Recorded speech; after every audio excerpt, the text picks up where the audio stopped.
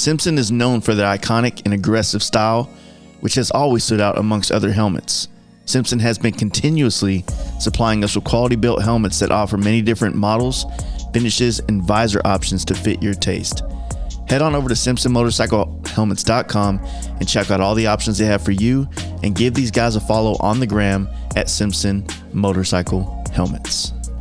On today's episode, we're going back to my first night in Salt Lake City. We had a great time hanging out with Hoggish Cycles. And on this episode, we have Young Sax. You guys might remember him from when he lived in Dallas. Well, he's on this episode helping us out, along with, he is the guy that shot the photo that's on the cover of this thing. He's been killing it up there in Salt Lake City. And, Chandler's just starting his own brand. And we actually did this podcast before he decided to go full time with this. So I'm really stoked that he's doing that, and very inspiring. Best of luck to him. I hope you guys enjoyed this episode with him. And yeah, let's jump into these sponsors real quick, and then we're gonna get right into this episode. Cowboy Harley-Davidson is located in South Austin, and they are ready to help you get on the new bike you have been thinking about, or help you get your current bike dialed in with all the performance parts and upgrades you need. From service to sales and everything in between, check them out at cowboyharleyaustin.com and on Instagram at Cowboy Harley Austin. They have new 2023 bikes rolling in daily, so give them a call or head in and let them know that the Fast Life sent you. Our longest running podcast supporter, Lexin Moto, and our Bluetooth headset of choice here at the Fast Life since 2019, is still here providing you with one of the best Bluetooth headsets on the market, the G16, which I personally use on my motorcycle rides to check out everything from my favorite playlists to my favorite podcast. The battery life and sound quality is amazing on these headsets. Earlier this year, Lexin dropped the Smart Tire Pump, which became an instant everyday carry for many people on motorcycle trips. Well, now they have refined and taken the pump to new levels with the Lexin Smart Tire Pump Gen 2, which now offers an internal cooling fan, is 20% smaller in design, and can double as a portable charger while you're away from civilization. Pair these great products with some of the best customer service in the industry, and head on over to lexin-moto.com and drop the Fast Life offer code to save yourself 15% off your order. And don't forget to give these guys a follow on Instagram at Lexin Moto. If you have seen any of my personal bikes in person or on the gram over the past 6 years, you will definitely notice my ongoing support for Lucky Dave's. Their seats have always fit my ass perfectly and had the style profile I prefer in the 2-up seat game. I have ran the San Diego bars on my FXR and Dynas for years. Now I currently run the Peacemaker bar and riser series on my 2020 Road Glide. These bars are dope, with many options to customize the appearance, as well as get you dialed at the right height and hand position. I would go as far to say that the Lucky Dave's riser bar is one of the most comfortable bars on the market, no matter what risers you put them in.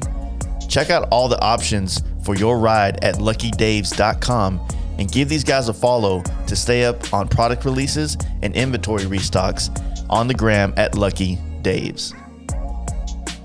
Hey guys, you ready to let the dogs out? Fast Life Podcast. We got an audience here. It's like fucking, I feel like I'm like, it's live at, you know what I mean? That's what we do back home. Yeah, but I don't see the people. Yeah, They're like, they're Where in do the they hang internet out, in world. a separate room? No, nobody. Well, no, usually we'll have a couple people sitting, next to me or whatever. I guess it's different because when we're in the studio, it's like my shop. You know what I mean? So I'm already kind of You're comfortable. at home, yeah. I'm also kind of like looking around like, oh, you got some bags over there. I wonder what's under that tarp. You know what I'm saying? Mm-hmm. Like, what's up with this motor? Is it just a reman motor? Like, So that motor's going in that bike. twin cam? That's a never been fired twin cam. Nice. Old boy I know had a shovel head back in the day, bought it brand new and had instant valve issues. So when he bought his 2002, he immediately bought a spare motor and tranny. Mm-hmm. And then he sold that bike like 5 or 6 years ago and just sat in his basement. He does a lot of machining for me. So we worked out a deal. They're both blonde, both brand new. Nice. Yeah, blonde. I'm falling in love with it a little bit. That's his build. that he's doing. It's gonna be all blonde. You were talking about that one a little bit. Like, what's the concept behind it? So it's kind of, I think everyone kind of transitions their build as it goes. Yeah, it First morphs. thought is never what, yeah, it morphs. Yeah. It's never exactly how you're thinking at first. So at first, and I hope I will do one of these bikes one day, but it's kind of like a Cadillac styling. Mm-hmm. I really get off on that Mary Kay pink. Seen those Cadillacs that go around? Uh-huh. Like the pearl one or the OG one that's like actually Pepto-Bismol? So the pearl one is more the one that I like. Yeah, yeah. The OG one that they gave like the original Mary Kay lady is more of like a, I don't know, pastel pink. Yeah. Yeah. But that pearl one's just subtle enough that in the right lights, you know, you're sitting on the highway or whatnot, and that old girl runs down the road. Like, whew. So that was the idea on it, was the Mary Kay pink, and then it kind of morphed into having a little bit of Cadillac accents in terms of like some piping and some trim. And then that morphed into some struts that I actually made a couple versions of in wood and clay. Like the 59 Cadillac. On the back, the fins kind of come up with lights. Yeah. So that was the idea there. And we'll do it eventually. It's just, you do so much of that stuff, and then I kind of brought myself back in with the help of some mentors of like, you know, that none of that helps it go down the road. Yeah. You know, and so I think there'll be a time and a place to build something like that. But right now with where I'm at and the people around me with what we're doing, it's more focused on miles.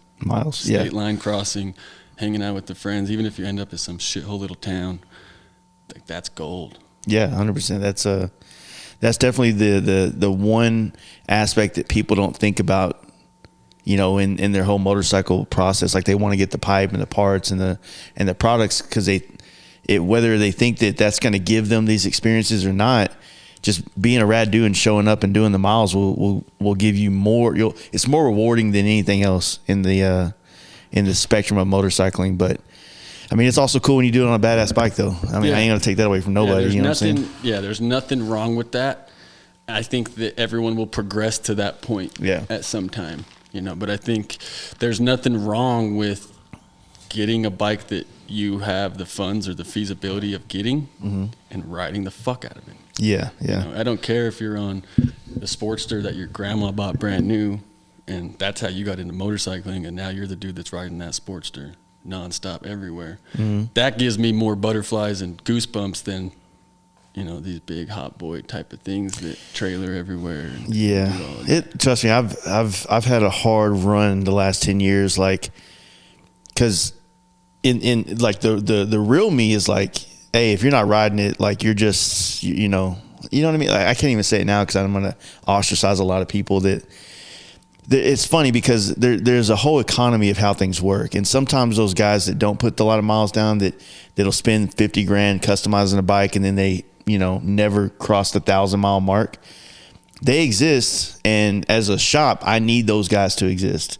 But then there's also the aspect that, you know, without those guys, it doesn't fuel innovation, and innovation is what creates new things, and you have to have people to spend money. So it's kind of a love-hate thing. It's kind of like, well, you come enjoy it, and maybe it'll stick. Maybe you'll fall in love with this like I do.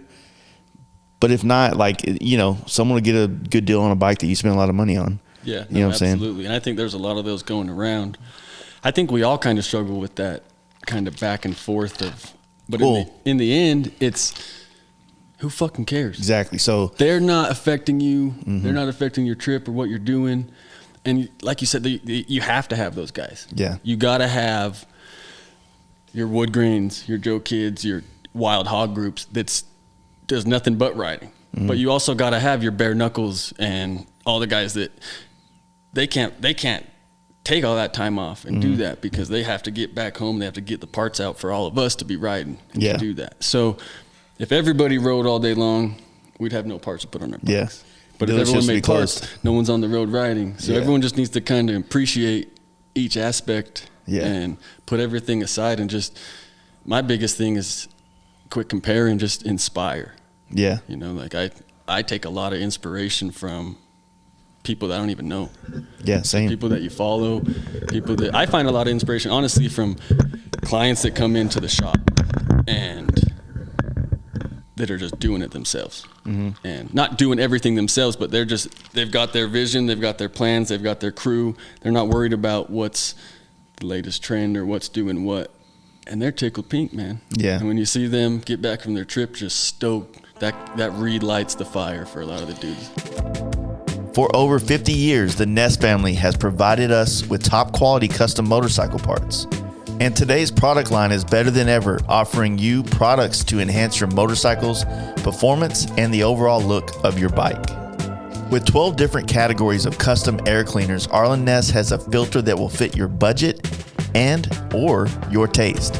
I'm currently running the Method air cleaner on my 20 Road Glide, along with their one-of-a-kind Method No Flex front fork legs and bagger fork guards, which allow me to show off my Arlen Ness gold fork tubes. It's really sick. From custom handlebars and rims to bodywork and foot controls, head on over to arlenness.com to start getting the parts you need to enhance your motorcycle experience. And as an added bonus to Ness's well-stocked product line, you can use offer code in all caps, FASTLIFE10, to save yourself 10% on your purchases. And it's always free shipping on orders over $100. And lastly, give these guys a follow on the gram at Arlen Ness Motorcycles. As someone that's in the industry, I envy the ability to just go on a trip completely selfishly and not focus on any content, not focus on, having to go meet people and connect and build networking. And, sometimes like I would like to just do that shit, but it's like, it comes with this whole world of like, I'm doing this podcast affords me the ability to travel and meet people, but, kind of sometimes I don't want to have to be, going to say hi to everybody and doing podcasts. It's got to be tough because everyone from the outside gets to see, oh man, Jace gets to go everywhere, ride everywhere, meet everyone, but you're probably never feeling like you're truly on vacation like the rest of us do. No, and honestly, I don't know that I would actually enjoy that. I enjoy having a purpose every day, but man, I'm just getting old, dude, because like tonight after dinner I was like, I could fucking go to sleep in my car right now. And so I had to hit that monster, hit it. Because I actually wanted to do this podcast, with you and, Sax has said a lot about you. And then actually when we started doing the FX Tour, a lot of people reached out and was like, man, you should have this guy on. You did actually do a great job with your email. Just unfortunately with 9 other people picking it, it was kind of it was a wild time in our chat, like trying to narrow down the things. Cause there was some, not just like you, but there was some dudes that actually would kill anything I could ever do. They were in there like, man, like, can you just hold off till next year and let us like make you a builder? You know what I mean? Let us work out the kinks with all this shit and then, pave the way a little bit so that everybody else can kind of not have to work as hard as everybody is right now with it. But back to what you were saying about people, and you have a good point that I also want to co-sign on with you, is that when people give too much of a fuck about what other people are doing, it's because they don't trust what they're doing and they need validation from other people. So it's like, well, I'm riding across country and that's the coolest thing in the world to me. So you should think it's cool too. Otherwise, like, it makes me feel like it's not cool. You know what I mean? And that's not how it works. You just got to do you, which you get it. I mean, if you've ever hung around Joe Kidd, that's the vibe. You know what I'm saying? Like, but not everybody, I didn't necessarily understand that right away, but there's so many lanes in this industry.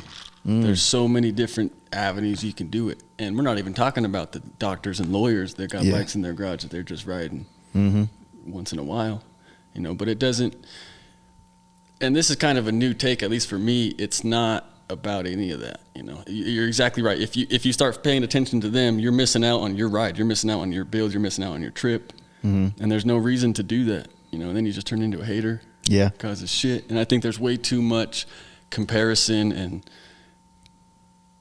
different words of that word in the industry, and it's not anything like that. We're all in this for the same reason.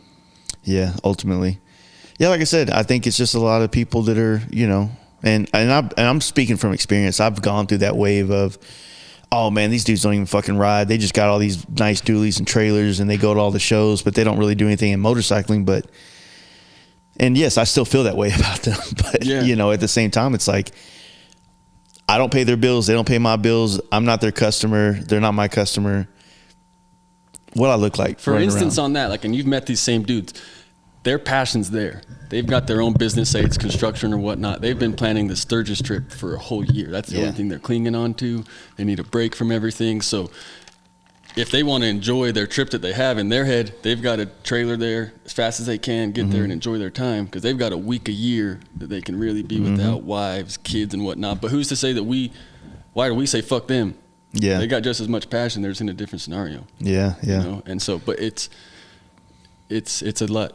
When you're in the moment, it's harder to remind yourself that. Yeah, I think that the older you get, the more that kind of insecurity leaves you. Yeah. And for some people, much like yourself, you probably realize that quicker on, and you see that haterism coming back, and you're like, you know what, that's not, regardless of if I feel it to be true or not, it's not necessarily a feeling or a fucking mentality that I want to have or carry or extrude to other people to see it. So let me just nip this in the bud and it's none of our fucking business. Exactly. You know what I mean? We're out here to have a good time. And I'm a hypocrite, because I'm that dude that you give 2 more in this and I'm going to be a different guy in 2 more. No, I hear in you. another hour. Like, you know what I really like or hate? Motherfuckers that don't ride their bike anywhere. They just stay in their zip code. And That's what I was telling him earlier. He was nervous. I was like, don't worry. Once you have a couple drinks, you'll be comfortable. But I mean, don't get me wrong. Like last year at the FXR show in Sturgis, I had to split a little early, but my boy Omar, Team Proven, he grabbed the mic and said, man, I apologize, Omar, for not remembering exactly what you said, but said something around the lines of like, this is for the riders, and if you've trailered here, you should be ashamed of yourself. And don't get me wrong, in that time, in that moment, that was the only thing you should have said. You know, because he just got off of his bike riding from Palm Springs nonstop up to us in Idaho Falls, and then we jammed from there in one day up to Sturgis. So yeah, of course you're gonna say that shit, you know, and you kind of have a little bit of pride on that. But then there's a time and a place too when you're just hanging around with dudes that leave them alone. Yeah, you know what I mean? Well, there's also the aspect is like you got to find a way to show the world what you're doing, but without it being pretentious. You know what I'm saying? Without it feeling like we're like less than or better than because of, you know what I mean? And honestly, like what I've noticed is when I started shutting my mouth more in that world, more people naturally will gradually flock towards what you're doing, because ultimately it is drama free and it is just about riding. And sometimes after people get wrapped up in all the hoopla of the local scene, that they just want to like get back to the basics, which is always going to be, you know, baseline is ride your bike. Yep. You know what I'm saying? So everything else goes away. Yeah, it does, really. So you started out, are you from here originally? From here, born and raised in Salt Lake. I'm 28. I started in the industry about 10 years ago this month. I took a year or 2 off to go to Colorado and play with some weed for a little while. You don't have to talk that soft. And there's no cops in here, dude. Play with some weed for a little while. That was fun, but that kind of really woke me up a little bit in terms of you're not playing with bikes all day. Yeah. You know, you can always, I've seen a lot of people leave the industry and come back or not happy when they left, because you can sit in a cubicle all day long, but we get to work on motorcycles. I think there's something to be said about that. So I started washing bikes at 18. Just kind of I got the job on a whim. I played a year of ball after college in Monterey, and I loved the ball, but school I just couldn't. Which ball? Wasn't there. Football at a junior college. And I had no clue about bikes back then, because little did I know Monterey had a cool motorcycle scene. Once grades came out, I was dropped from the team, so I was right back to Salt Lake. Went into the Harley store. Again, had no... You know, I always thought they were cool as fuck, but had never rode one. My dad had one a little bit earlier. My old man said, hey, go ask him for a job. And I walked up to a guy named Parker, who now I have the utmost respect for, and he's kind of a local legend here. Asked him for a job, and he said, nope, we don't have any availabilities. I said, you know, okay, young punk kid, walked away. And he yelled, hey, stop, come back over here. And then he said, we might have an opening for a wash dog. I had no idea what that is. It's a lot tech. So went home, and my old man's like, you need to keep calling them. So I called Parker like every single day. And about 2 weeks later, he said, okay, go down to Sandy and talk to the boss there. And I had no idea there was even a shop in Sandy. So I went down there and got the job, started washing bikes. March of 2013. And then kind of through the year, stuff transpired, changes happened, and by May or April of 2014, I was a service manager. And that's quick. Yeah, it was wild. It was something that was kind of thrown onto me, and I didn't feel equipped or ready. But within probably 2 or 3 months, we were off to the races. And every year has gotten better. You know, that whole position, you get better with time spent. Every person you deal with, or every person that you can kind of solve with, you get better for the next guy. And there's a lot of different variables on bikes, but a lot of the same things happen to all the bikes up down the road. So you can kind of, you know, you experience this issue, you'll learn in the next issue, and over the years, you've kind of seen a lot of the things that equip you for things that you haven't seen. Fuck, that's how I feel now, you know. I mean, I somewhat knew a little bit about, you know, parts and shit like that, but I had only been here for fucking like 7 months maybe, and then I kind of got thrown into that same position where now I'm running the shit, and shit's scary at first, but I've learned a lot in the past 2 months, just from, you know, trial and error. I don't know. It's Saxon's progressed more in this setting than. So Saxon and Devin sitting over here have progressed in this industry immensely from what I've seen, and being able to sit down and to be humble enough to not know. Yeah. But to look at the guy in the face and, you know, hey, we're going to get through this together. I'll find this answer. We'll look up this part. We'll do what we need to do. And like I said, like you've seen, the same questions happen.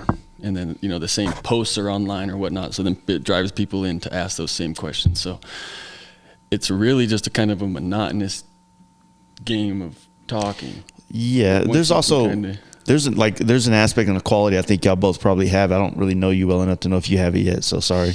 But it's a problem solver quality. You know, a problem solver is a person that takes initiative to solve the problem and not go find someone to help them, right? Not saying that you shouldn't ask for help, but what I'm saying is, like, help is a last resort unless you know for a fact, like, oh, FXR question, bam, go to the FXR guy, right? But if it's like problem solving is so many aspects of like what separates people that have careers and people that just have jobs, you know, or people that own businesses and people that, you know, never get out of never make it even to a management position. Yeah. Because, you know, taking initiative, figuring out the problem, solving the problem, equipping yourself with the knowledge to be better at your job is something that you got to do on your own.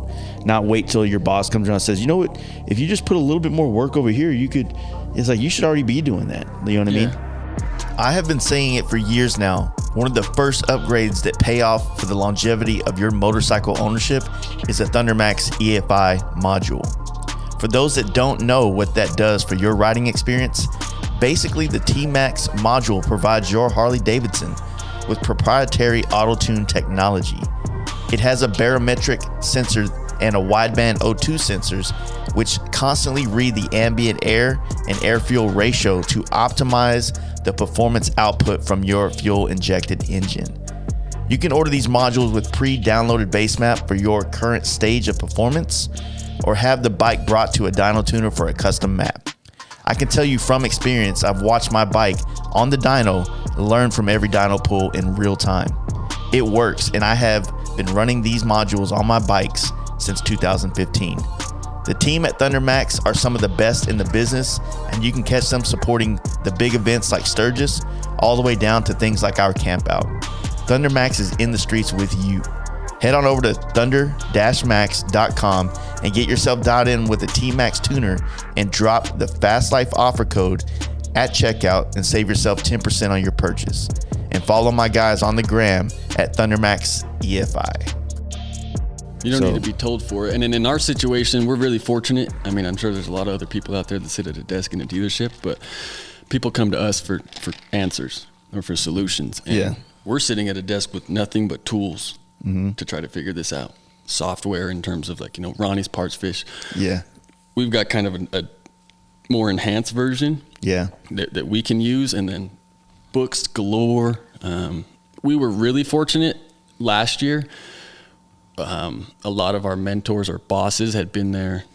Al, our my main mentor, one of my best friends, he had been with Harley-Davidson for about 42 years. Damn. So he'd seen it, you know, and he'd heard it, and he really had helped hanging out me with, for he was years. all in the AMF days and all that shit. Yeah, everything. Yeah. And so it was really cool not only to just sit there and pick his brain for years, but every problem, you know, that was the other thing. You have all these tools around you, including people, you know, and so asking for help, the next time that question comes, you're geared up because you learned on the last question.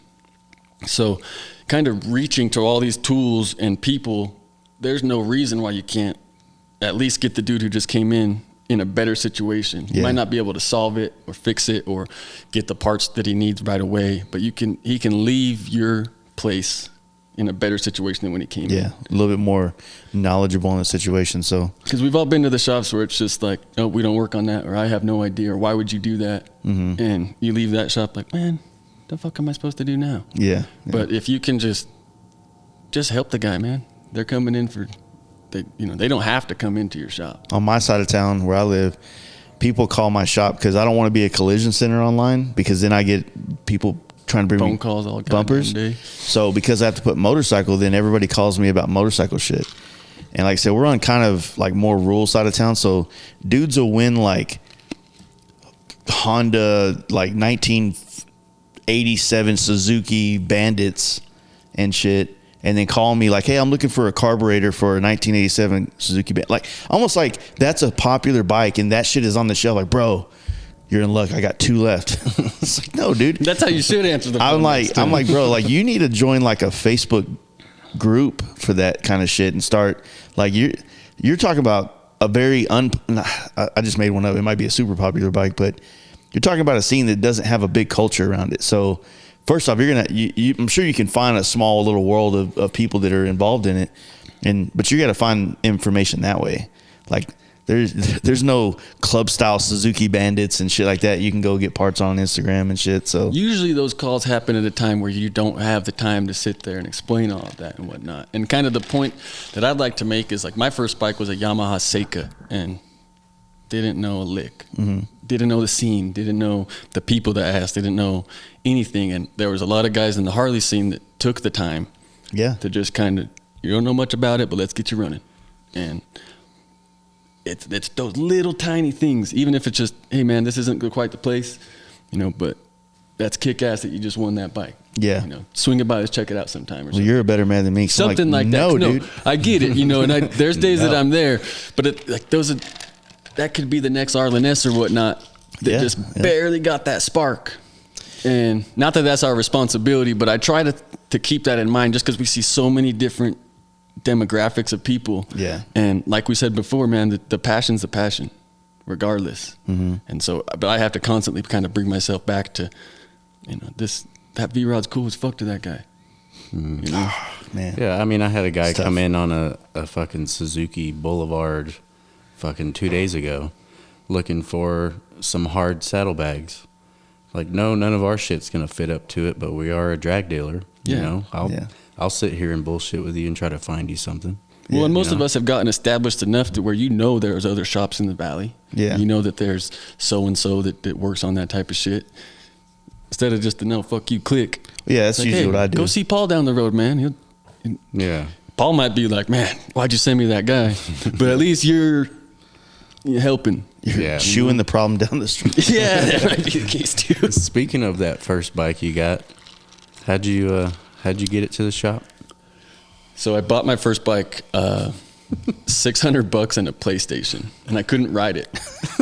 I didn't know how to ride it, so I had to go up to Logan to get it, which is about 2 hours from here. And so I took my one little buddy at the time who was growing up on dirt bikes. So you literally hit this dude up and said, hey, I got $600 and a PS3. It was listed for like, it was listed PS2, bro. It was listed for $1,000. It was pretty beat, but that was all I had, dude. So I hit him up. I grabbed my grandpa's trailer, grabbed my buddy who had rode dirt bikes. He had never been on a road bike before, but he knew how to clutch and do all that shit. So we pull up. I tell him, go ride it. He rode it down the street. He could barely get on it because he was a little short guy. Came back and he's like, I think it's good. I was like, okay, put it in the trailer. Paid the man.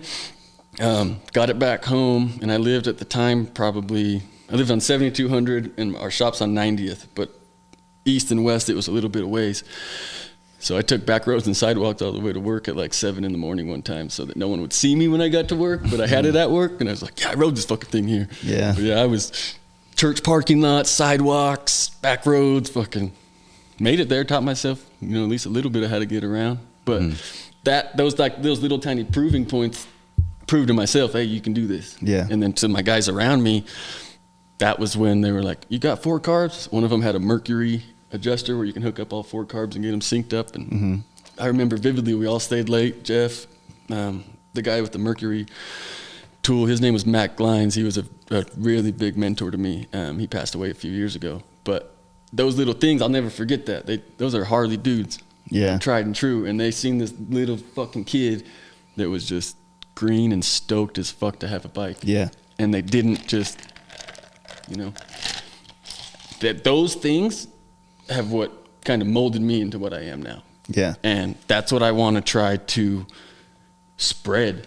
And dude, you don't know that dude next to you, how he's going to be in 10 years. Yeah, I think maybe not to take it off that subject, but it's like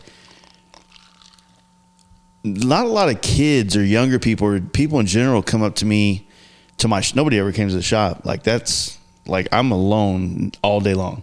And so I usually go to bike night to interact with people or, Chipotle or something, But then when people do see me, like no one's really talking about their passion for motorcycles. It seems like people are just, like it's almost like maybe they don't like, I don't know, like our events don't really breed or inspire like the guy that just got a bike. Because I feel like sometimes a lot of the stuff that we have going on is kind of a deeper cut of knowing. It's not like on Front Street for everybody to see and, join or whatever the case. I mean, anybody can be a part of it. We're not like, not welcome, that kind of shit. But I don't think many people really just come out and spill passion, though, even the people that I know. Yeah. I don't think it's a cool thing to do in terms of, you got a guy with a cool bike and he's over here just spilling about how much he loves this whole thing, this whole industry. Yeah, I would never shit on a dude that was had passion about his bike, I But hope you just I don't haven't. see that, though. You just don't see that at a bike night, some dude just spilling his heart out on something. Yeah. But I just don't think that people do it enough. You did it to me. Well, when you wanted a Softail? No, when I bought my first Sportster, you're like, yeah, nice Sportster, faggot. Well, I mean, That goes it's there. like that sometimes. Look what you did to him. Now he's on a Dyna. We were in you were Fucking like close three anyway. Sportsters later. 3 fucking Sportsters later. But Just wrecking them all. That shit's cool as fuck to me, man. Hearing someone explain what keeps them driving, what keeps them going. And I've heard it in the past before, but really, honestly, probably Joe Kidd. You hear Joe Kidd talk about his passion and, gets in his whole voice, and I fucking live by, die by it. That shit'll get the hairs on your neck standing up. Yeah. Man, let's go fucking ride right now. Let's go build this shit right now. And that's more of the energy that I think just everyone needs to carry with them. Like, you're not lame for loving your shit and riding the fuck out of it, and when you get there being happy as fuck that you made it there. Yeah. You know what I mean? Because that's way cooler to me. You got to kind of be something to just ride whatever you got to where you want to go. Anybody can go walk into our showroom, throw down some money, get a bike that's going to take you anywhere and get there. Nothing wrong with that, but to me, I've done that. There's not as much gratification there on that trip. So I just think that, spill your passion, man. Tell your homies how much you love all the shit you're doing. And I think that by doing that, this little dude that overheard your conversation will be like, fuck, that's exactly how I feel. But no one ever talks like that. We do get a lot of people like that at the camp out. Kind of stragglers, they hang off on the outskirts, scared to talk, but you can tell that they want to be in it. They got their first bike, and there's definitely those people. It may not seem like that because, it's kind of hard to keep up with everybody, have conversations, shake hands, but you can see them. Well, that's, like you've been to the jams, and that's kind of like a hyper-focused place where everybody is very passionate about their motorcycles, and you have the who's who of that world of motorcycles. So it's easy to exude that heavily, right? But a lot of events, a lot of Sturgis events, even like the FXR show in Sturgis and other events like that, like you have a lot of people there with different agendas, right? Even our camp out has people with different agendas. Some people are just looking to connect with people and have friends to go ride with, regardless of what type of bikes. Some people are looking to, get a little bit of notoriety and known and walk away like with a little bit more followers on Instagram. And hey, I'm not hating you. If that makes you happy and where you want to be, then do what you do. And so there's just so many people, you never know the angle that people are coming at you with. And sometimes it's just a genuine, like, man, I love motorcycles, and they'll come up to me and tell me like your podcast helped, made me want to start traveling on a bike.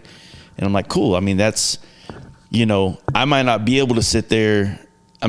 Anybody that knows me and actually have hung out with me outside of a very, very busy place, I'll talk with you all fucking night. Like, I'm down. You know what I mean?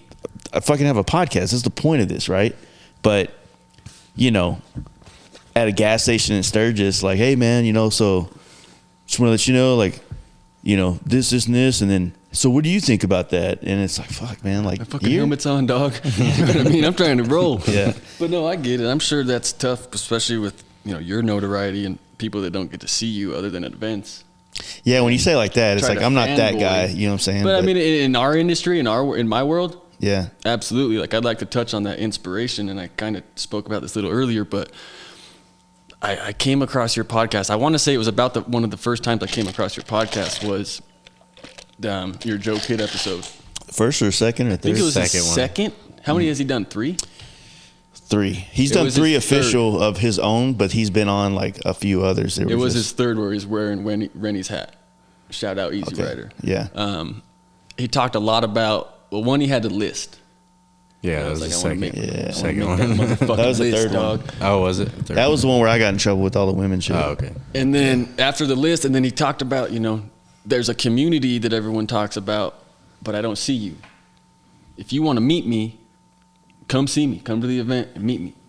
And I took that shit to heart, dude. After the next day, I remember this vividly too. I was sitting in my apartment at the time we were living at with my little girl on a Monday, and I want to say it was the next day. I called this FXR on Facebook in Colorado, went and got it with my buddy Royal. We tore that down, Jeff and I mostly, down to the frame. So that was in March, and the East Coast Jam is in June. Yeah. So by June, we did damn near a frame up, spline shaft, kind of all the good stuff. But I really wanted to try to, it doesn't make much sense to me now at the time, but I wanted to do This is everything- 21, right? This is 21. And I wanted to do everything I could to make that bike kind of as it would be in 87. Mm-hmm. So I had no phone mount. I had kind of just Harley seat, Harley exhaust, 21-inch front wheel spoke, mag in the back. Thing was dialed real nice. But it wasn't, the hot boy shit. It was mostly stock bike with a windshield. Front of your mouth. And the reason I wanted to do that was I was kind of treating it as a time capsule. Like there was guys in 87 doing what I'm doing on Yeah. these roads, doing it. Yeah. And that really so I made it solo trip from Utah to New York, did about 710 to 760 miles a day. And I made it to the East Coast Jam. And that was the one where they first brought it, they split from like Maggie I Valley. think it was the first year of East Durham. Because we were actually in NYC, because that's when you were working for me, remember? Mm-hmm. And we were in NYC, and we actually linked up, and Joe stayed at our house in Boston. Oh, right on. With us, because he Yeah. was up there with Perowitz. Dave, Yeah. So I roll in, getting in the Catskills.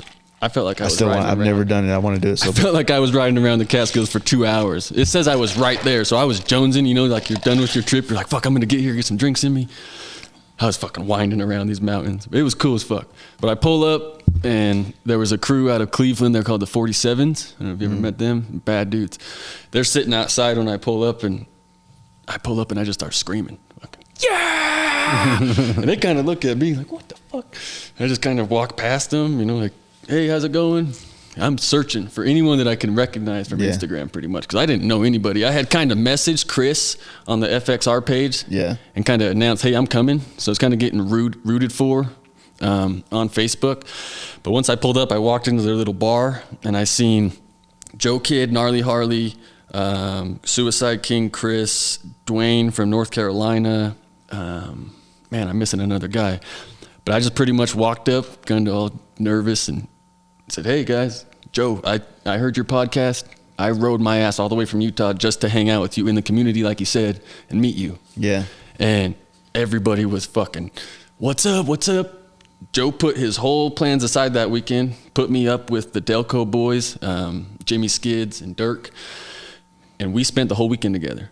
He took me on all the different trips, introduced me to all the people, and like that, your podcast, that trip, what Joe did, the people I met, that changed my whole life. You know, and it was just little tiny things that, you know, I heard that, put it into motion, and the rest was history. Yeah. And the event's one of the baddest events. The people are badass. That year, Chris brought, I don't know if it was his bike or another bike's, into the bar and did a burnout and rode out. It was epic. The way home was epic too. I stayed 2 days there. And then rolling back in Nebraska, on the Evos, you've got a rotor that's bolted to your cam. And the fucking thing came loose mid-Nebraska. And I thought I was having fuel issues, carb issues, spark issues. I had thought I exhausted everything. I took my timing cover off, looking at your ignition. Typically, if you see your ignition's melted, found it. Yeah. That looked golden to me, so I kept moving. About 6 hours later, I called it. My dad was in Colorado. I had him come grab me. I had been up. I had left Michigan that night at 3 a.m, and I was jamming. I thought I was going to make enough time to get back to Utah. Epic last day. Blew my shit up. So then by the time my old man picked me up, I'd have been up for like 23 hours. And he had just drove from Colorado, and he's like, yo, I got to work tomorrow. You got to drive home. Damn. I said, all right, no problem. Thanks for coming, man. So I get in the truck, and he downs this whole thing of fucking edibles. He's like, I'm going to sleep. Okay, no problem, man. And like fucking mile down the road, I'm hitting rumble strips. He's like, what the fuck are you doing? How long you been up? And I was like, since 3 a.m, East Coast time. He's like, God damn, move. Look, and put me in the back seat. I instantly passed out. He drove us all the way home, and I woke up. But yeah, I didn't find out it was that bolt until later on. Oh, that one little bolt, man. So it was an easy fix once you got home? Easy fix once I got home, but it would have been an easy fix on the side of the road. Yeah. But now it's those little things that'll never happen. I always tell, I mean, it's been on the podcast so many times, but when I pulled into Born Free on my FXR the first year, that's when I linked, clutch issues. It was the ramp for the balls had came the transmission side. Yeah, so it kind of like fucked up, and it wasn't like actuating. And Joe and his little Leatherman tool. Yeah, you know, I had certain tools. All the wild hogs now, bro. Fucking Leatherman mandatory. And this thing has saved my ass, dude, for sure. Yeah, and we fixed it, and then we chopped it up down there, and then that was kind of like the first time we hung out. And the next thing you know, we were just seeing each other everywhere. And you know, we joked around a lot that like, I'll be at Valley Customs, and then Joe pulls up, and then next thing you know, I'm in Daytona, and here's Joe pulling up, and then following me? He would come like through Dallas a lot, and he would stay at the house and shit, and you know, and then like he came to Giddy Up one year, and you know, I have a lot of great stories with Joe. You know what I mean? Most people do. That's a lot of us been around with him. Yeah, man. Yeah, and it's like I said, what he represents is exactly what I think the core foundation of what motorcycling should be about, you know, and the lines get blurry sometimes when you start crossing over into industry side of it, where you're trying to be the enthusiast and the business. I think that's the coolest part, because you'll talk to him. Joe. He's not about that. Yeah. Not about all that bullshit. And I think that's really what sets that apart. Yeah. You know, is being able to just be like, no, dude, I don't want to answer to nobody. I'm not doing any of that. Yeah. But you know, you say a good thing that like that's really the core and what you get down to, but there's not enough of those guys. Yeah, there's a lot of old boys. I know a lot of retired folk that do nothing but ride and love it. But in terms of people that are just, well, I think that, you know, maybe, you know, spitballing ideas here, why maybe there's not as much of that is, you know, it's a huge sacrifice that he makes all the time. Absolutely. You know, and not to put his business out there, but you know, housing, you know, jobs, like all the other things that my wife needs me to do certain things to be able to have her, you know what I'm saying? And if I'm on the bike 24/7, like it's just not a. But that's what I'm kind of talking about, though, is none of that shit's by mistake. Yeah. Everything that has kind of been established and stuff is for a reason, so that he can do what he's doing. Exactly. Which is very envious. Set up your from life a to lot do of that. us. Yeah, he set every single thing around his life for what he's doing. Cash money. I got a lot of respect for that because, you know, but it's tough because there's these different things that happen in the industry or within the FXR world that try to morph or change, and those guys aren't about that. Yeah. But there's a reason. They've set their whole shit up for this. So I can't really knock either one of those. But he's not the only one. Woodgrain, who you're seeing tomorrow, number one. He's the fucking hitter. Yeah. A lot of the wild hog groups that we got going on, John Beach, Bill Harmon, the Barella brothers, what they're doing right now or what Joey's doing in his garage, that's the shit that gets me just fucking stoked, dude. Because he's building his shit to bring his to frame the looks just like that FXR pretty tour. much. Yeah, his shit is, and that's exactly what, you know, and he's been around. He got a bad road glide and whatnot. We've all had these kind of bikes. It feels different here. Yeah, it does. It feels way different there. And the gratifying nature of when you get there, when you get done, it's, you know, and I'll say this, my track record the past few years on these things is not, I've broken down a couple times. But I love that shit, man. Like I said, that'll never happen to me again. My oil filter dropping, that's just never happening to me again. Yeah. But I've had some of the best moments and times in those shithole cities that you break down in that I'll never change that. You know, my mentor Al told me once, you never leave town to have a bad time. Oh yeah. So if you're leaving town and something bad happens, you're still having a good time. You're not home. Fucking enjoy it. Yeah. You know? Well, that's kind of, I mean, I've said it a million times on here too. The reason why I lean more towards the bagger on travels now is just because, like, if I was riding the bike on this trip to do podcasts, like, you know, those things like then fuck up the business side of it.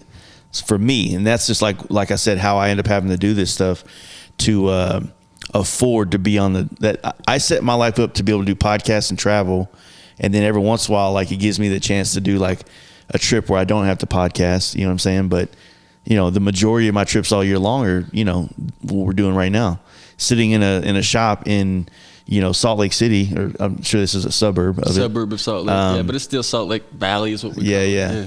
And, you know, same thing, like, and tomorrow night I'll be sitting in Woodgrain's shop doing the same thing. And then you know, Thursday morning, I'm going to be meeting up with Victor Newmark, and we're going to be having lunch before I then continue on up to Washington. So it's like, the community is still there, and you can have that in a lot of things, but I will always say this about the FXR community: the most passionate people with their motorcycles, and sometimes it gets a little too much. We get it, dude. You got an FXR, fucking, fuck off, you know, Rennie.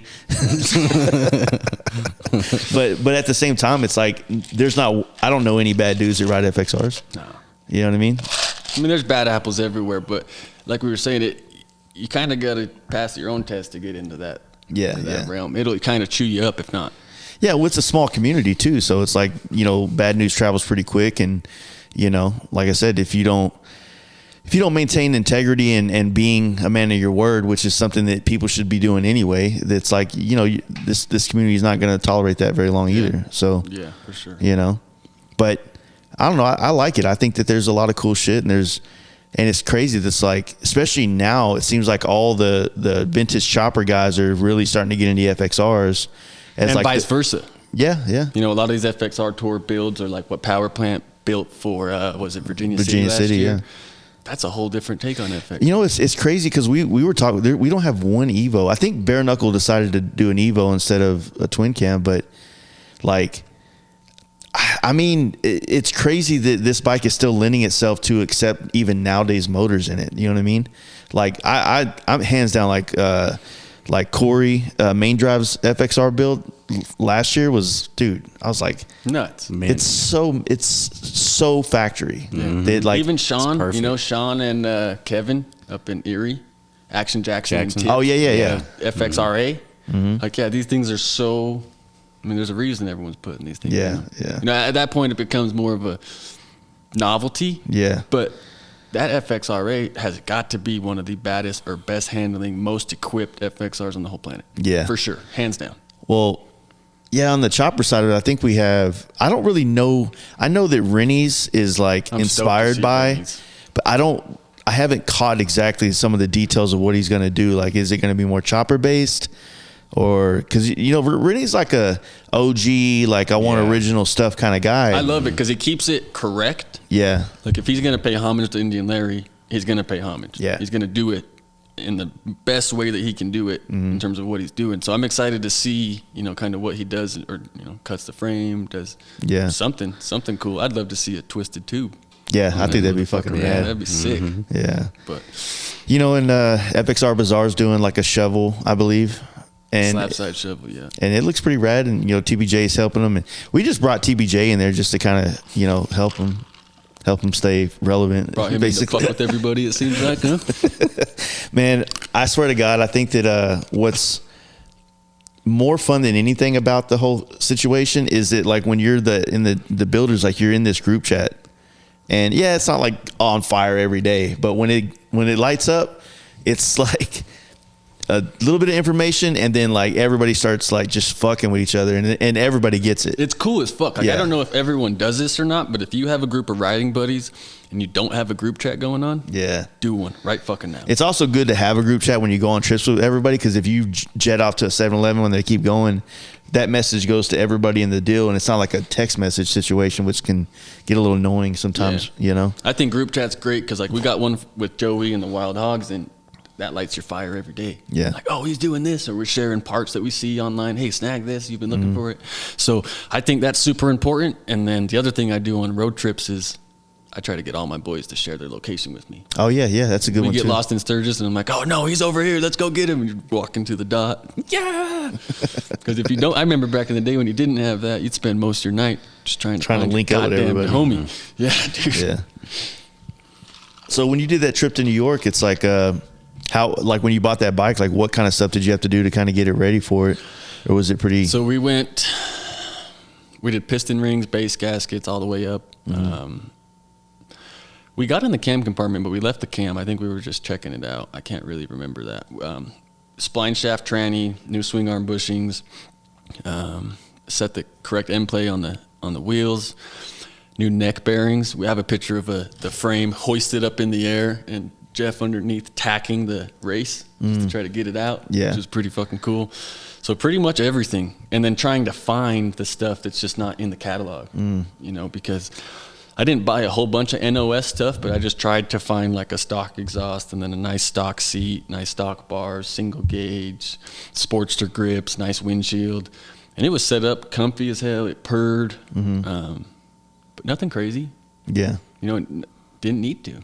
And I've built way better bikes, and I'm probably going to have way better bikes, but I don't know if I'll be able to match that trip on that stock 80-inch little girl, But you don't need to, man. That shit's the best. Yeah, I feel like sometimes when people don't have a lot of time to ride, their passion for motorcycles becomes adding more shit to it. And building. And the next thing you know, they got this insane motor that's kind of unrideable at 12, 13 hour days on a road. I know think what I'm you saying? see a lot of that. Yeah. People that are just too busy, they got kids, and their passion went from motorcycles to just going to their lift at night, throwing parts and doing little thing here and there. Well, like Joe always said, they got the time, but they don't have the money, or they got the money and they don't have the time. And you see a lot of those bikes that they kind of get into the realm where they get done, and they're over it. Yeah. And those bikes are down the road. They want to build another one. For some people, yeah, that's how a lot of dudes do hot rods and stuff too. Like the excitement of the build becomes more enticing than the enjoyment of having it. Maybe sometimes because of the anxiety of having it in the real world. You got all this thing, you put all this money in, and it's like you don't want to go park it at a Walmart and run in the store and people are dinging it up, or it gets stolen. There's a lot of things I think that some people that are kind of more OCD with that shit, they just like, I'd rather just know that it's there and it's happening, it's building, it's something to do every weekend. You know what I mean? I look at it as just like that. I'm not a huge basketball fan, but Kobe Bryant once said, like, they asked him when he retired or when he won, whatever, what was the best time of his whole career. And he says it was the daily grind. It was going in at 5 a.m. and shooting hoop by myself, working out by myself and all that.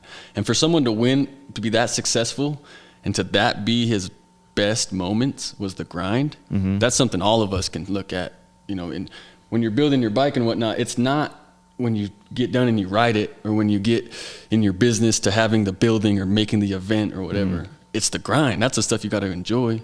That's the stuff that you're doing every day. So if you're constantly just looking for that end goal to be happy, Yeah. you're fucking never going to get there. Or when you get there, you got it, and you're like, this don't feel like it should have felt. I had more fun building the thing. Yeah. You know, it's the grind, it's the stuff. And I think that's what happens to the builders is that's their heaven, is frame up, build, and then it's all done, and it's like, this doesn't feel as good as it did when I was working on it. Yeah. And that's down the road. And that's a true thing. It's like a long time ago, like I kind of would put those guys in the same category as the people that just don't ride it, that they don't like bikes, you know. But then I start to realize, like, man, like they have the same passion for it, but they're able to experience it in a different way, and I can't take that from them. No. You know what I'm saying? Because if I did, Some of them are cool as fuck, man. yeah, you know, like I don't know, like I've talked about it so many times on here, but I've just been in love with that. The one that started was that FXR that had the Frisco mounted tank that said Frisco on the side. There was that picture of the dude. Famous pictures. That bike right there, just like I never could get that out of my head. So, because it's the same thing. Like my first FXR, the gold one, that image of the unknown bike on one wheel, I had a poster from them, or not a poster, but a calendar. Yep. And I couldn't get that out of my head until I kind of experienced that. Yep. And so that's kind of where. Can I get some more, bro? What's up, man? Bring that. No, I think that shit's important. Like I look at Clem's bike like that. His white bike. Yeah. I seen that at that FXR jam. It fucked me up. Came home and the next bike I built was pretty similar in color wise and whatnot. But I think that's important too, to kind of put your dream board up there, even if it's in your head of, Yeah. that's what I like. That's the thing. Do you know that guy that's doing an FXR chop right now? And he just posted a picture like a day or two ago of him actually sitting on it, and he's got his frame all done, but he hasn't done the tank yet. And I started following him, but I haven't really done a deep dive into who this guy is. But he's kind of pulling the flavor that I want on mine. And you know what? I'll be honest with you. I could go down this path, and I could hate this fucking bike when it's all said and done. But that's a scary thought. I had Yeah. that kind of similar thought with the whole Cadillac vibe. Yeah. Because you get done and you hate it, that's going to be shitty. You know, you I've don't had have- probably 4 or 5 other FXRs that I would like get the bug to build, and then I'd lose it.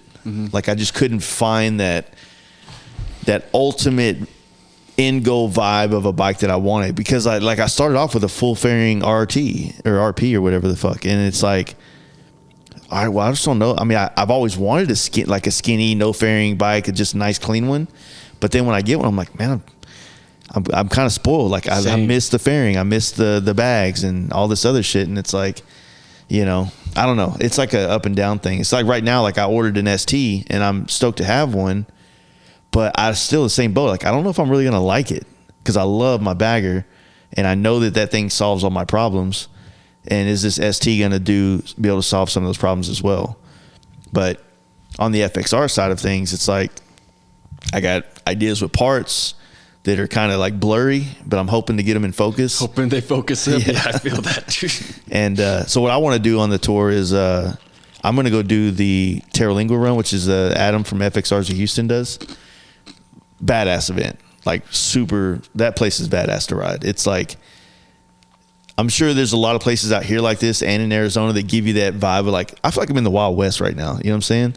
And that's the weekend before Born Free. So I think I'm going to ride the FXR down to that and then leave there on Sunday and make it to Durango and then do this big loop back. So, and then if everything's good on the bike, I got a trip to the Down South camp out in November. And after that, we always go to Key West. So I want to do the FXR to Key West. To cut into that, buddy. Is this going to be the last Down South No, camp? he just does that to try to con people into coming to the event. Gotta come next year. It'll be the Craig, last you one. fucker. So when I was on my way up here, I had posted like coming through Santa Fe, anybody down to get a drink or something? Because I kind of wanted to stop in Santa Fe, but if nobody was going to do anything, I was going to keep going. And yeah, I just got left on red from the world, basically. And so Craig started fucking with me online. He goes, "That's my move," you know, because he travels in the truck, and he's like, And then I had made another post at the end of the day. He goes, up, nobody wants to hang out with you, huh? So I'm like, fuck you, dude. And so last night when we had all that picture to hanging out together, that's why I put "Suck It, Craig" on the bottom of there. You did? I didn't even see that. I seen that. I didn't know if that was like a joke that you guys went through last night. That makes sense now. That makes sense. I'm like, suck it, dude. That But no. down south campout looks nice though. And your guys' podcast about it sounds rowdy. Not really. I mean, Well, Isn't that maybe the one where the with- guns went with off or sit whatever? downs- yeah, but it's like those things don't make the campouts, man. You know what makes the campout straight up? You know what's made our campout too, and you know, to lean back into Joe and T-Bar Jesus, it's like at our campout, there's less of that. There, you can find yourself more in these like circles of people you want to hear from. You know, holding court, doing this, and you can find yourself in that place where. Like I said, I'm not trying to talk shit on Craig's campout because I love it. It's an enjoyable experience. But I struggle there at his event to find intimate conversations, you know, which is what I want when I'm camping. I want to be around a fire, drinking, talking, and Deep. And you know, his campout's a rager. It's what it is, and it's fun. Don't get me wrong. And I'm going every year. It's gonna happen, but. You know, I go there like sometimes trying to find a way to get in a conversation, but there's so much like shit going on and people and you know, guns going off and, you know, wild stuff like that you just never quite get to that point. But fuck, I mean, you can literally go around like our campout's gotten so spread out that it used to just be one big fire and everybody kind of congregated around it. Now it's like there's fires everywhere, and you'll go do a loop and walk around, and next thing you know, there's Joe Kidd sitting up there, and he's got like a fucking like camp counselor, and there's a bunch of people sitting Indian style, just like because he's got the best fucking stories you've ever heard. Oh, you know what I'm saying? Yeah. He, I don't want to put his business on here, but he had us fucking rolling in Boston about some shit that he actually called the homeboy he did it with, and homeboy confirmed it on the phone, which he made it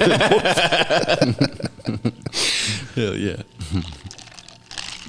I think those campouts are important.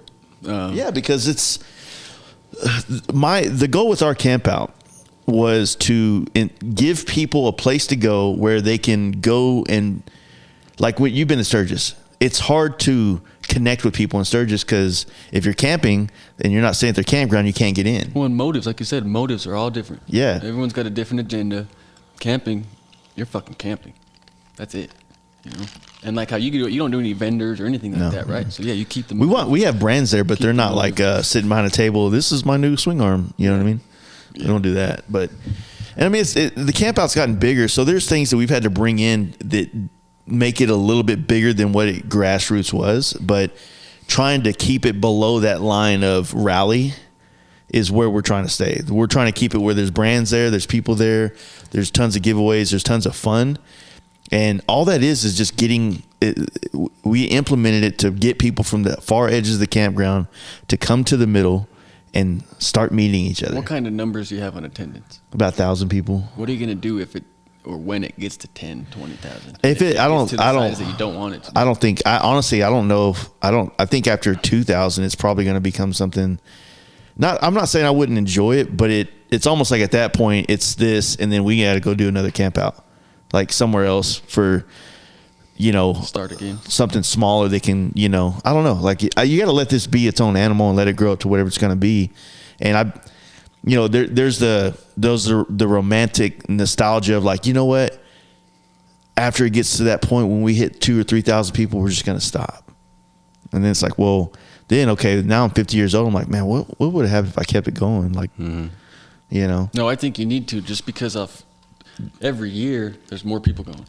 There's more people from different areas going. And even this year there's already people saying, who's going out there? It's like, you're going out there? Yeah. So I think that's going to keep happening, and I think a lot sooner than you think it's going to happen. But you know what? This is the dumbfound luck that we've had of what it really is. It's not the camp out, man.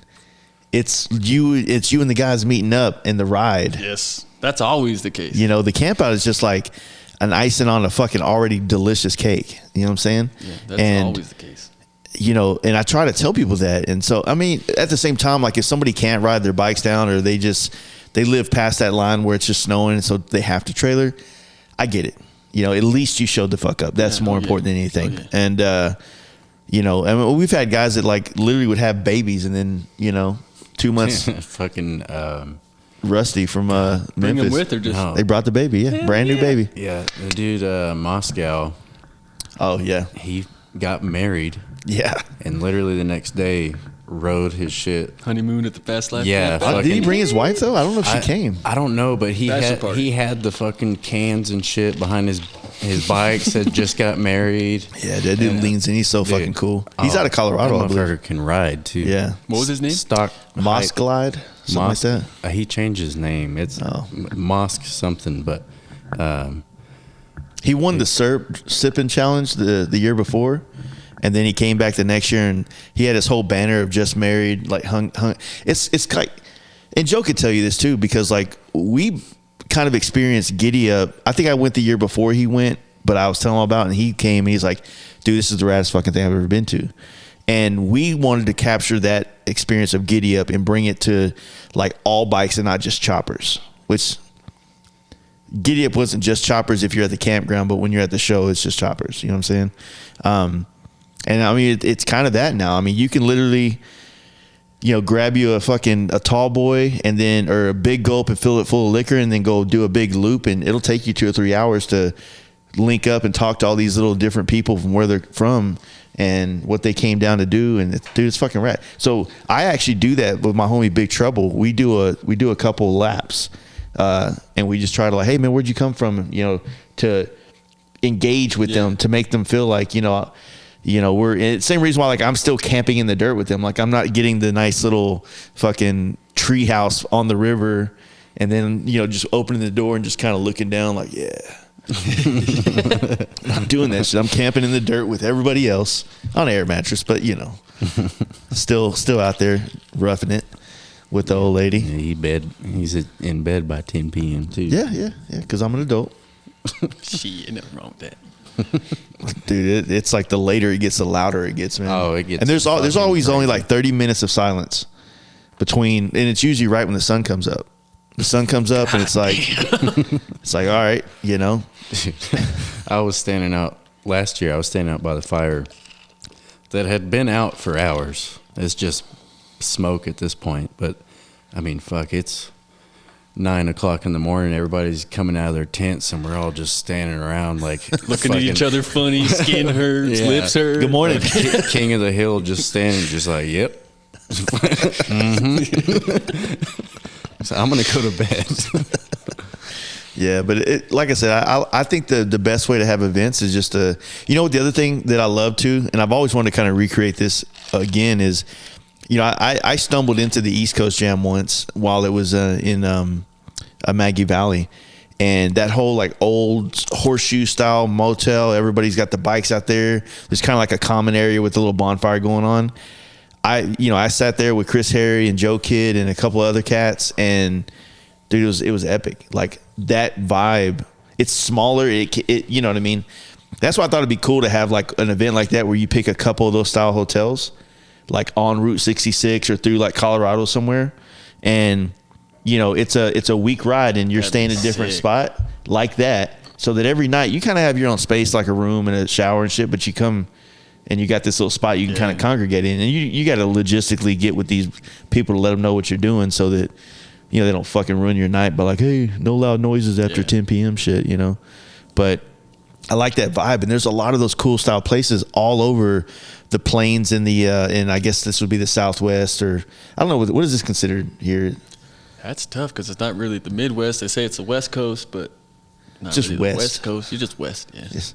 But I think there's those places all over the place. There is. And I'd rather, honestly, maybe it's just me, but I'd rather go to a shithole town with one bar, nice little bartender, or old boy that's owned it, or his whole whatever, than a 30,000 person rally.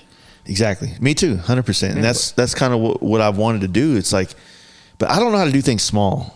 Personally, like everything, the way I'm wired is everything turns into something bigger, and I don't know how to keep it small. I think, oh man, like we could do. It's almost like sometimes, like I have this host mentality. Like I want everybody to experience this, so everybody's welcome. And the next thing you know, people take you up on that offer. And next thing you know, you got a 50-person ride, and that's not fun. Yeah. you know, trying to go anywhere with that shit going on. I mean, even like last night, I know we're not in the middle of nowhere. We're in Salt Lake City, but just, you know, being at the garage, we had a few different local shops come in. Yeah. And that shit was cool. All of them were even saying, you know, we never do this shit. You know, we should do this more.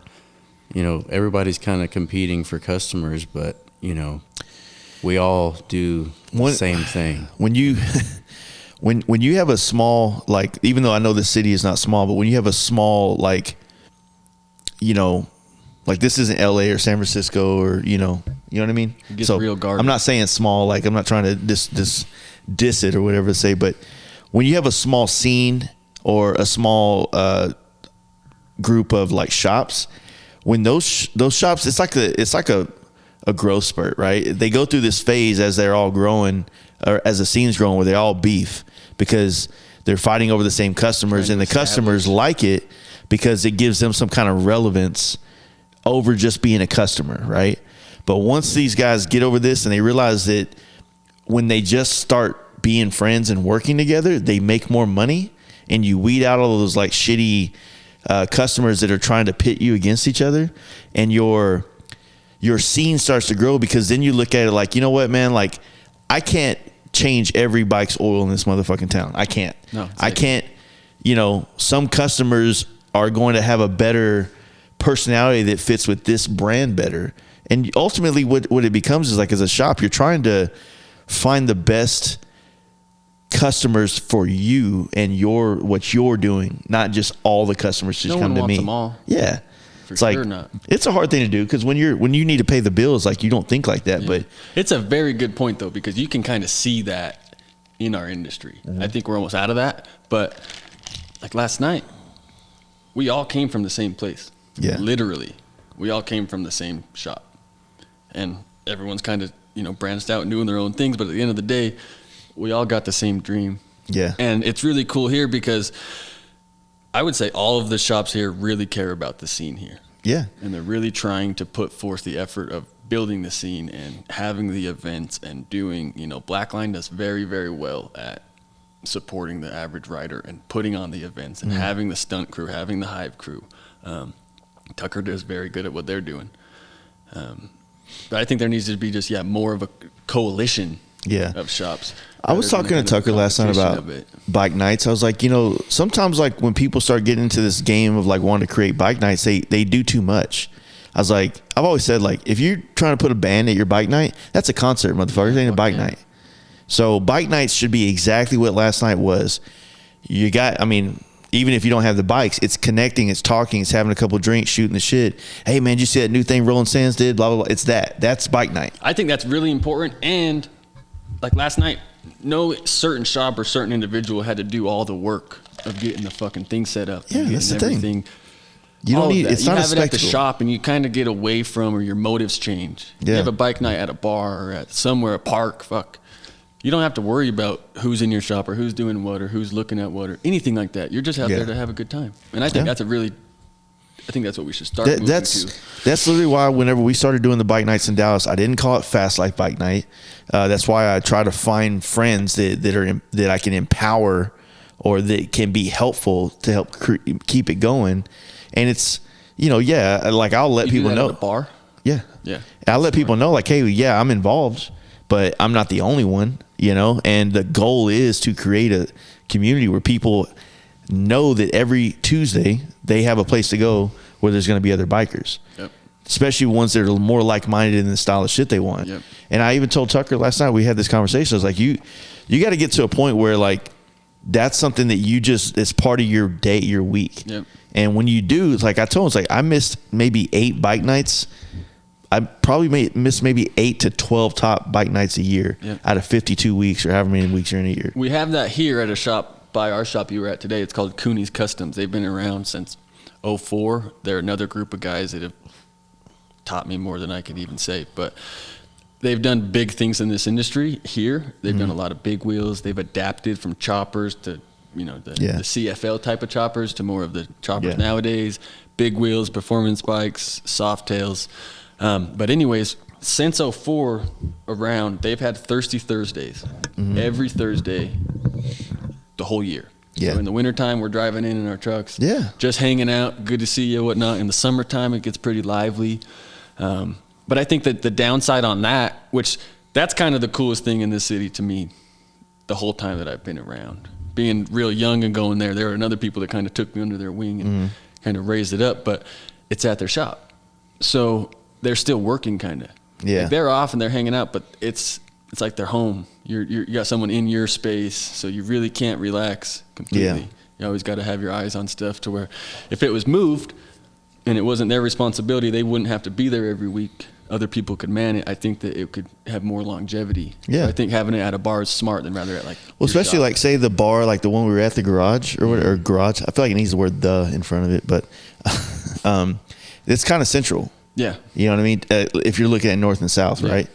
And yeah, like where we do our bike night in downtown Dallas, and you know Saxon, when he lived in Texas, he was not far from. He was a little bit further from me actually. Another like 15 miles, maybe 20 miles. Yeah, it probably took me like. So it was like a 50-mile drive for you to go to bike night. Yeah. And for me, it was just under 30. And it's like, I'm still there every fucking week. So it's like, I'm like, look, I have a shop, I have podcasts, I have all this shit going on, but I still come because I do want this scene to be good. And I just want to be here. I want to meet the new guy that finally decided to take the plunge and come introduce himself to everybody that first time. You know what I mean? I don't know about you, but I found like as a family man, that's like the easiest night. They just know. Yeah. Oh, it's Thursdays. Yeah. Yeah, you're right. It's Thursdays. I'm out of this. You know what I mean? Yeah. To where it's, if you got stuff going on, you can kind of just rely on that. Sometimes you don't get to do anything cool all week. But if you could just go that one night, you're all better. You'll be surprised at how like mentally what doing a bike night on Tuesday does for your week. Because you go to work Monday. Let's just say you do work in a job that's not that, not where you want to be every day, right? But Monday is like Friday because you want to go to bike night on Tuesday, and then Tuesday doesn't really exist because it's like Friday. Yeah. You know what I mean? And you're like, oh fuck, dude, it's a couple more Wednesday, hours. you're almost to the weekend by then. Yeah, and Wednesday Moving comes on around and forward. you're probably still a little hungover, and you're just kind of going through your thing, and then next thing you know, you have a real weekend coming, and you got a family, you can just go do the stuff with the family, or what I've always said is what you should do with bike nights is you should use that to create relationships and make plans, right? Like, somebody at a bar, hey man, we should do a trip this year, guys, and just throw it on the table. Don't figure it out. Just throw it on the table and see if people cling on to it, and then start shaping it into something that's kind of everybody's. Or like, hey man, I really want to do Born Free this year. Anybody want to do that? Or I want to do Sturgis or FXR show or whatever the case may be, and let that shit just kind of permeate in there. I like that word. Permeate. Where are you from again? Me? Yeah. I'm from Maypearl, Texas. But what's the bigger city that you say? Waxahachie. That's That's where the I'm word from. I like. I always make him say. That's where Waxahachie. he's based out of. Yeah. Yeah. Waxahachie, Texas. Waxahachie. Mm-hmm. Yeah, it's I think they're filming Yellowstone in Waxahachie now. What? Yeah, Them like boys get around. They used Yeah. to film it here in Idaho, Montana. yeah, they've been in Texas at heavy. They were in Venus too shooting. Oh, yeah. Yeah, they Yeah. were in Venus. So it's weird. It's a badass show. Yeah, it's good. I dig it. So he got to end it. Kevin Costner's got to end it because his wife told him, no more. For real. So I think they're trying to find a way for him to die this season. Sorry to spoiler alert, all y'all. But that's what his wife said. Dang. He out. Why? That's weird. He makes like $1 million an episode. Yeah, well. Yeah, it's weird that I guess the TV. I mean, he hasn't really ever been known to be a TV show person. No. A movie's probably less of a, like a drag or a struggle because it's like maybe Year 3 months. long of trying to. They probably film it, like a movie's a couple months of filming. Yeah. But a TV show they got to do 2 seasons a year maybe. Mm-hmm. Probably a lot. Yeah, I think he might be remembered by that rather than all the movies he did. You're young.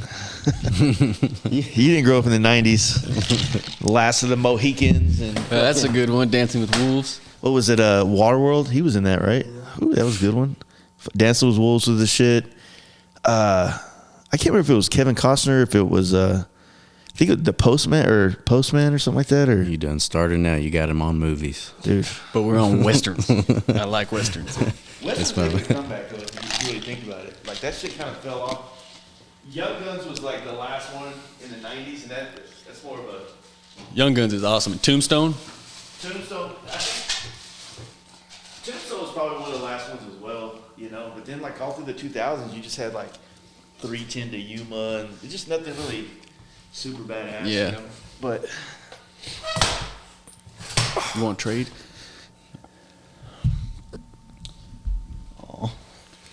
Trade vaps, dude. I hear vapping, Bats. I hear vapping, dude. but I want to talk about Saxon for a minute. okay. I think this dude. So I only knew him from hearing on the You got a podcast. list? Oh, I got a Joe little did. list. I got a little list for sure. yeah. Fuck yeah, I do. I think that's important. But I think the Saxton, and I just kind of want to give a shout out that a year ago today, homeboy was in Texas getting ready to move out here, not knowing anyone with any sort of, you know. And so anyone listening, if you got something that you want to go take a chance on, look at him. He did it. And if you look at just the year he's had and the progression he's made, fuck, dog. It has been exactly 1 year today. For real? Yeah. It's mine. Because you still couldn't remember that. No, well, There's just a lot going on today, so I get it. yeah, it's mine and my chick's 7-year anniversary. That's That he remembered. yeah. He said you're I doing- remembered. I woke up and I remembered it. Yeah. So, but no, we yeah, today Glad to see him live.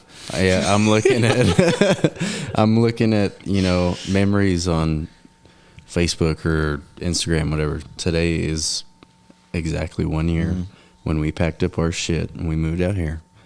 And It was when he did it. I mean, it kind of inspired me too, because I was like, "Fuck!" Like the same fears that I thought of even having with what I have going on, like you had and dealt with as well.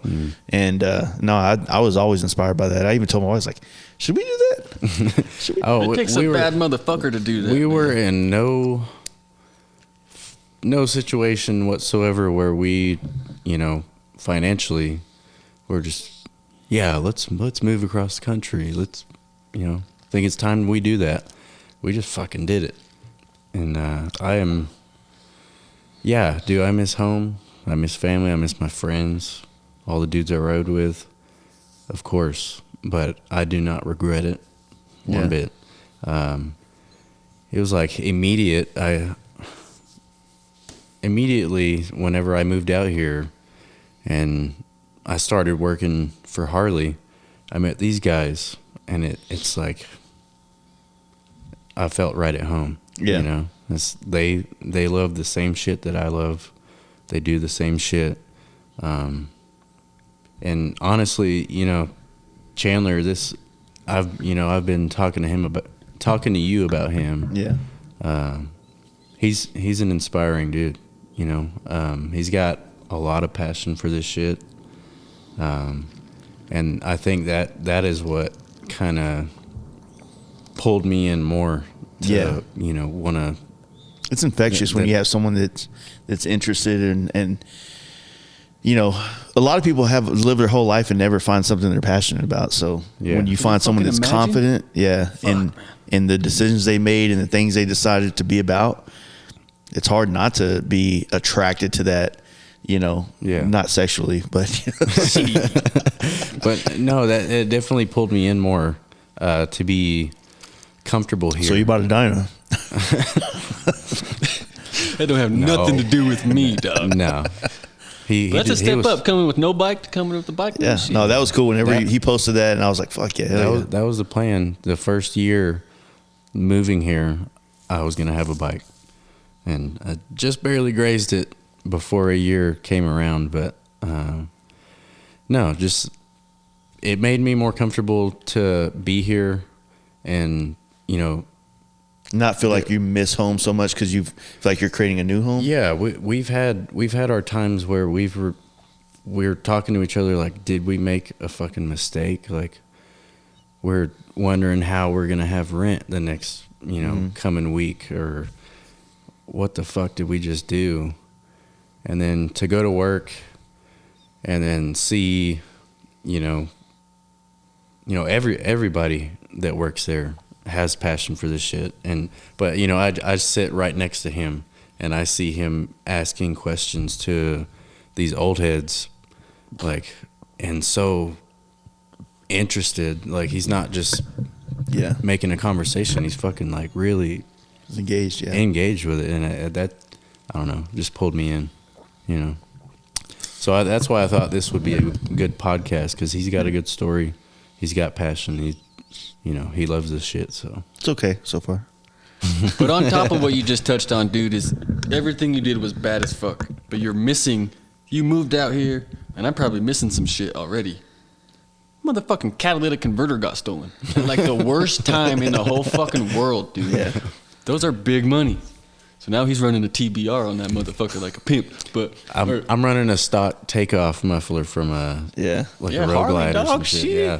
But no, that I got that Yoda Glide. What else happened? You've had some. My chick's car got stolen. Yes.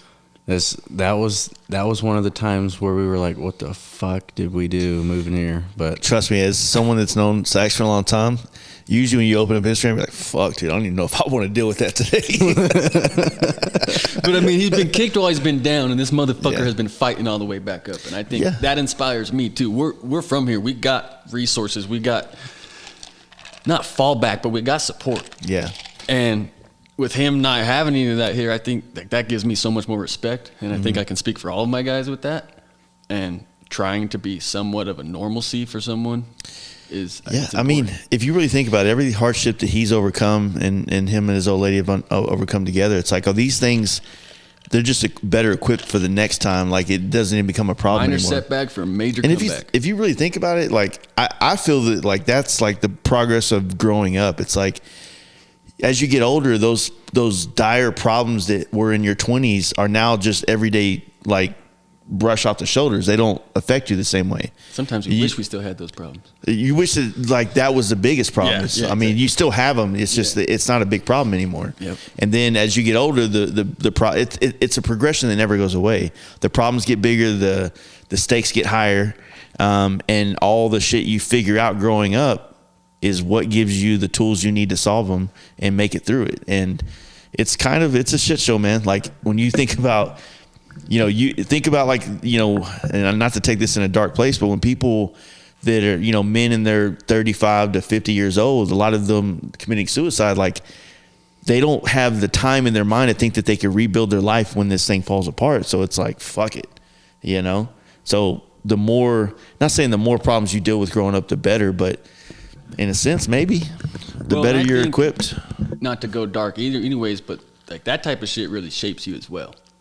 Dealing with that type of stuff in your life. Yeah. And I think that if you're not aware of that, or you don't have something in your life that affects that, you can't tackle it to where you're going to get 35, 40 and unequipped to deal with this emotion that's about to hit you in the face.